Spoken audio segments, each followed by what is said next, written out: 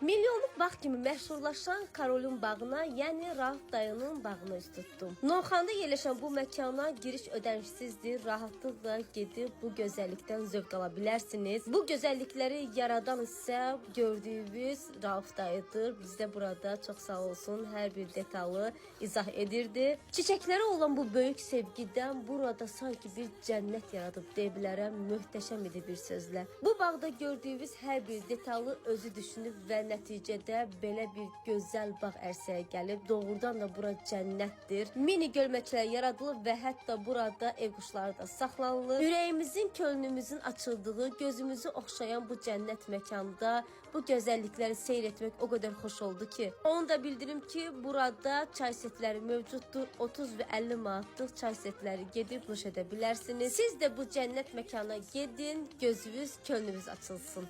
Hər kəsə xoş istirahətlər.